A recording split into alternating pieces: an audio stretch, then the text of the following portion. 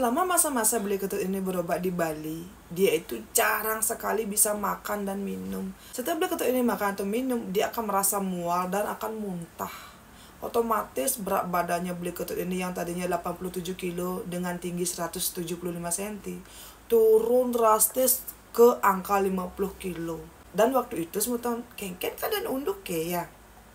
Saat beli ketut ini berobat di Bali, setiap malam Lina selalu merasa pekarangan rumahnya ini kayak berubah jadi serbi banget gitu loh. Nah, rumahnya si Lina ini kan lumayan besar. Sebetulnya di situ tuh ada 3 kamar tidur, ruang tamu, dapur kotor, dapur bersih. Dan halaman rumahnya ini lumayan besar gitu loh semua. Di halaman rumahnya Lina ini banyak banget ada bunga dan juga bonsai. Setiap malam Lina selalu mendengar sepertinya ada orang yang menyapu di halaman rumah. Tapi ketika Lina menengok keluar, tidak ada siapapun dan tidak ada apapun. Di kiri dan juga di kanan rumahnya Lina ini tidak ada penduduk semeton. Karena menurut Lina, di desanya Lina di tahun itu tuh rumah penduduk yang ada di samping jalan raya besar itu masih jarang banget. Nah, tetangga terdekat itu tuh mungkin jalannya sekitar 200 meter dari rumahnya Lina. Di depan rumahnya Lina juga adalah perkebunan warga. Jadi siapa yang kira-kira akan menyapu di tengah malam? Ini tuh kayak tidak masuk akal dong. Dan yang mendengar ini bukan cuma Lina. Ibu dan juga ayah mertuanya sering sekali mendengar hal yang sama. Dan anehnya setiap perayaan Kajeng Kliwon, Purnama, Tilem, Anggar Kasih, pokoknya rainan-rainan Bali ya, Lina selalu mendengar gonggongan anjing tetangga seperti menangis, seperti nyalung gitu loh semua. Dan malamnya dari jam 10 sampai jam 3 dini hari, Lina dan juga mertuanya selalu mendengar seolah-olah ada burung yang sedang berjalan-jalan di atap rumah mereka. Tapi berapa kali pun ayah mertua menengok keluar, tidak ada apapun. Hari makin hari kejadian seperti ini terus saja berulang. Sampai-sampai Lina itu kayak merasa trauma. Dia itu takut ketika malam hari datang terus meton. Setiap jam 6 sore semetonnya Lina dengan mertuanya tidak akan keluar rumah. Mereka akan menutup pintu, jendela dan menggembok pintu gerbang di depan. Mertuanya Lina tuh kayak bingung banget gitu loh. Ini tuh ada apa? Kok tiba-tiba rumah anaknya bisa berubah seperti itu? Lina ini setiap hari sembahyang semata, dia selalu lunasi kepada yang di atas, semoga ada jalan keluar, semoga suaminya bisa sembuh. Di masa-masa itu sebetulnya ketiga kakaknya si Beli Ketut ini juga sangat sering menginap di rumahnya Lina untuk membantu Lina dan juga mertuanya merawat Beli Ketut. Tapi anehnya semata, setiap ada kakak iparnya Lina yang menginap, mereka selalu mengaku tidak bisa tidur karena merasa rumahnya Lina ini benar-benar panas. Auranya juga sangat negatif. Ketika itu Lina kan bertanya kepada orang pintar, ini kok ada gangguan terus, ini ada apa? Orang pintar bilang sepertinya obat yang diberikan oleh si orang pintar ini kan sudah menyusup di badannya si Beli Ketut. Dan otomatis orang yang dengan sengaja menyakiti Beli Ketut ini melakukan perlawanan dengan cara mengirim makhluk-makhluk astral yang tidak kasat mata untuk mengganggu ketenangannya Lina dan juga keluarga. Dan itulah penyebabnya kenapa Lina dan juga keluarga tidak pernah bisa tidur ketika di malam hari. Selalu mendengar suara-suara aneh di luar, bahkan di atap rumah. Karena ini juga semeton Lina setiap malam selalu menangis. Dia tuh bingung banget. Ini tuh ada apa? Kenapa kok makin hari suaminya bukannya makin membaik, tapi terlihat malah makin sakit. Dia juga merasa sangat trauma ketika mendengar suara-suara di luar rumah. Nah, waktu pun berlalu semeton mungkin ada sekitar 3 tahunan suaminya ini sakit. Dia itu akan tetap berobat ke Bali, tapi tidak ada perubahan. Suaminya Lina ini juga tetap cuci darah seminggu sekali. Sampai akhirnya Lina dan juga mertuanya menjual aset yang sudah dimiliki oleh si Beli Ketut. Setelah beberapa aset dijual semeton, suaminya malah tidak pernah menunjukkan perubahan yang lebih baik gitu loh. Mertuanya Lina pun sudah memberikan banyak banget uang agar bisa membantu pengobatan putra mereka. Tapi tidak ada perubahan. Semua keluarga besarnya Lina dan juga keluarga besarnya Beli Ketut membantu sebisa mungkin. Ada yang memberikan uang, ada yang memberikan tenaga, waktu, dan pikiran mereka. Tapi entah kenapa Lina tidak melihat ada harapan pada suaminya. Tepat 3 tahun setelah Beli Ketut sakit, Beli Gede dan Beli Kade ini kan biasa menjenguk Beli Ketut ke rumah. Mereka pun bilang, ini sudah 3 tahun lebih Beli Ketut tidak pernah bekerja. Jadi Beli Gede dan juga Beli Kade meminta kepada Lina untuk bilang kepada Beli Ketut, kalau Beli Ketut ini sepertinya akan digeser posisinya, yang tadinya pemilik koperasi ini akan menjadi anggota saja. Karena biar bagaimanapun sahamnya Beli Ketut ini kan sekitar 50% masih ada di koperasi. Waktu itu Lina sepertinya kayak, kok gini gitu loh semeton. Tapi Lina juga sadar kalau suaminya sudah tidak bisa bekerja, tapi dia kan juga tidak mengerti bagaimana pengelolaan koperasi ini, bagaimana perjanjian hitam di atas putih ketika Beli Gede dan Beli Kade ini mulai masuk ke koperasi tersebut.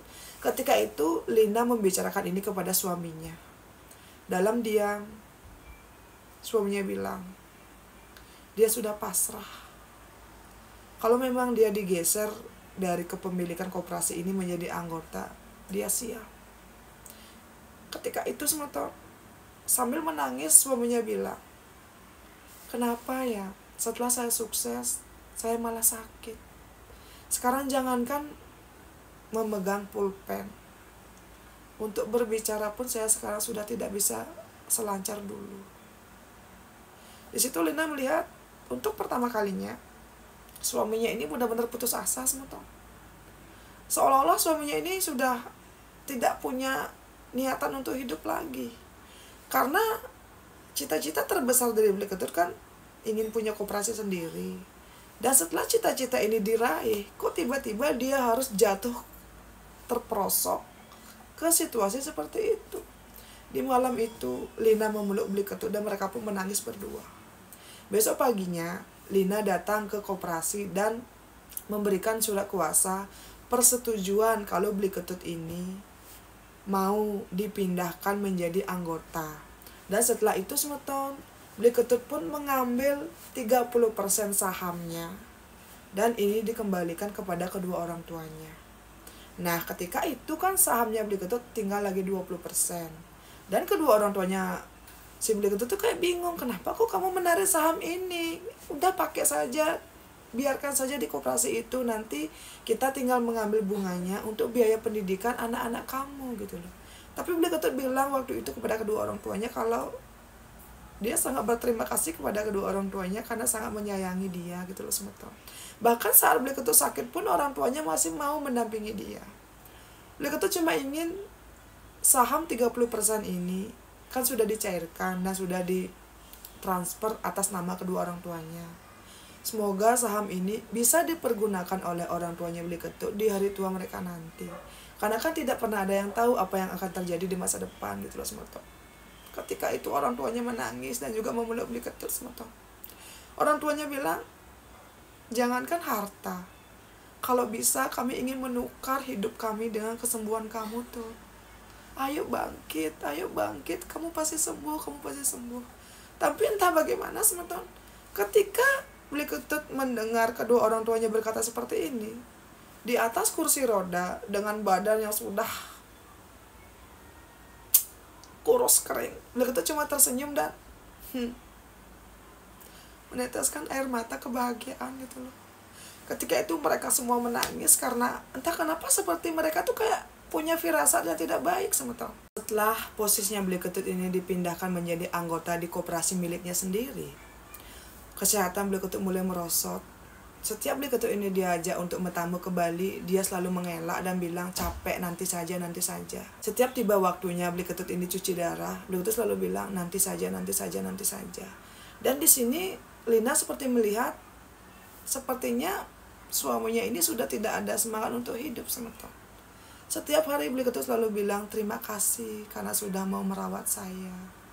Terima kasih karena sudah memberikan saya 2 jagoan yang sangat sehat dan juga sangat ganteng. Dan terima kasih juga karena sudah sangat sabar mau menunggu saya sehat.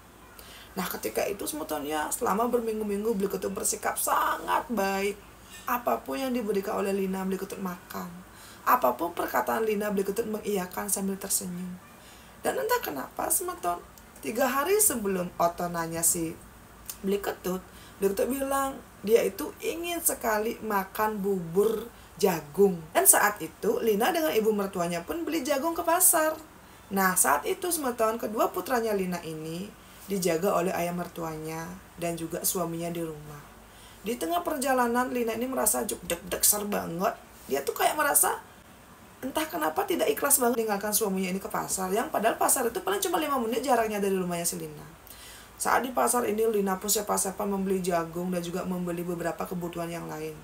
Ibu mertua sampai bertanya, kenapa Lin kok kamu tuh kayak sepa-sepan gitu? Enggak bu, enggak, ayo kita pulang.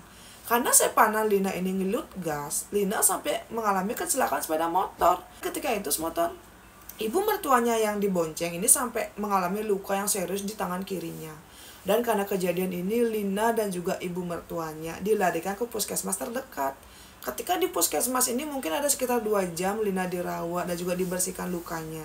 Ketika itu entah bagaimana Lina tuh kayak merasakan feeling yang tidak enak sekali. Saat tiba di rumah, Lina melihat rumah dalam keadaan sudah sangat bersih. Dupa sudah hidup di Merajan. Dan ketika Lina bertanya, "Bapak siapa yang sembahyang?" "Oh tadi Ketut sembahyang, katanya dia ingin muspe." Nah Lina pun berpikir, oh mungkin ini tuh kayak cuma firasat yang biasa saja. Malamnya semeton, Lina kembali mendengar di luar tiba-tiba hujan badai. Itu tuh hujannya deras sekali semeton. Dan kebetulan waktu itu adalah rainan Kajeng Kliwon udan. Di malam itu Lina ya, yang padahal situasinya sedang hujan badai di luar, dia merasa sangat panas. Ibu mertua, ayah mertua merasa sangat panas. Dan ketika itu, ketiga kakak iparnya Lina berikut dengan ponakan juga istri mereka menginap di rumahnya Lina. Kan kadang unduke ketiga ipar dan juga ponakannya ini kayak pengen banget menginap gitu loh semotor. Di malam itu mereka pun ngopi bersama, tertawa bersama dan juga kayak foto-foto bersama. Beli Ketut bilang seperti ini, "Aduh saya capek banget no, dari pagi sudah sembahyang dan juga membersihkan rumah, boleh nggak saya tidur duluan?" Lina pun mengantarkan suaminya untuk tidur di kamar. Ketika itu Lina menutup pintu. Dan terdengar dong suara orang-orang di ruang tamu, sedang ada yang bernyanyi, ada yang sedang bercanda gitu semotor. Di saat itu, di sebelah kanan kamarnya Lina ini kan perkebunan mertuanya. Lina setelah menyelimuti suaminya, kayak mendengar di kaca sebelah kanan, tok tok tok tok, tok tok tok tok, terdengarlah suara seseorang yang sepertinya mengetok jendela. Lina berpikir, sebelah kanan ini kan kebun, jadi siapa orang yang akan datang tengah malam seperti itu? Lina tidak berani sama sekali melihat ke samping.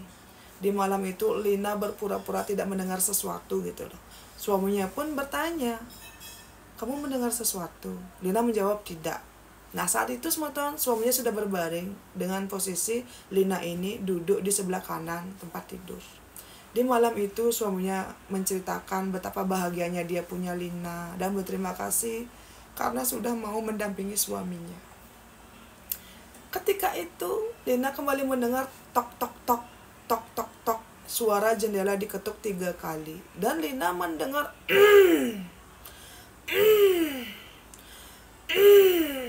boom, seperti ada suara lelaki yang sedang gitu loh. Karena Lina merasa takut, dia pun bilang pada suaminya, "Tunggu sebentar ya, saya mau bilang kepada beli-beli yang ada di luar untuk menengok itu siapa, jangan-jangan ada orang usil gitu." Iya, Lina pun meninggalkan suaminya di dalam kamar. Dan ketika berada di luar kamar, Lina bilang kepada kakak iparnya, dia tuh mendengar suara ketukan di samping jendela. Nah ketika itu semua lelaki keluar membawa senter dan payung untuk memeriksa di arah jendela, tapi tidak ada siapapun. Setelah semua orang meyakinkan Lina kalau tidak ada siapapun, Lina pun masuk ke dalam kamar. Tapi ketika Lina masuk ke dalam kamar, Lina melihat Beli Ketut sudah berpulang dalam keadaan mata terbelalak ke atas, mulutnya menganga, dan lehernya itu seperti ada bekas cekik tangan semeton. Ketika itu Lina berlari dan memegang tangan suaminya. Tangannya Beli Ketut masih hangat semeton, tapi nafasnya sudah tidak ada. Di situ Lina menangis sejadi-jadinya. "Beli Ketut, Beli Ketut, Beli Ketut. Adi beli ngalahin tiang, beli Ketut, Beli Ketut, Beli Ketut." Satu rumah gempar dan heboh. Ternyata Beli Ketut sudah berpulang. Dan ketika itu semeton, Lina ingat banget. Di samping tempat tidurnya Lina ini kan kayak langsung lantai. tehel rumahnya Lina itu berwarna putih. Dia melihat di samping tempat tidur suaminya ada jejak kaki seseorang. Itu tuh benar-benar nyata. Tapi mungkin karena Lina saking kaget dan shock melihat suaminya sudah tidak ada, dia tuh kayak tidak terlalu memperhatikan bekas kaki tersebut gitu. Di sana Lina menangis dan akhirnya semua orang pun tahu kalau suaminya Lina ini sudah berpulang. Beberapa hari kemudian, Beli Ketut langsung diaben dan langsung melinggih. Ini benar-benar kejadian yang Lina tuh tidak tahu sebenarnya itu ada apa. Setelah suaminya berpulang, Lina membesarkan kedua putranya sampai saat ini. Lina selalu didukung oleh kedua mertuanya dan juga oleh ipar-iparnya. Kedua mertuanya Lina sudah berpulang 3 tahun dan juga 5 tahun yang lalu sebenarnya. Sebelum mertuanya berpulang, mertuanya bilang, "Terima kasih nah Lina, subuh ngerawat memek aja bapak. Terima kasih subuh sati agati jak ketut. Terima kasih."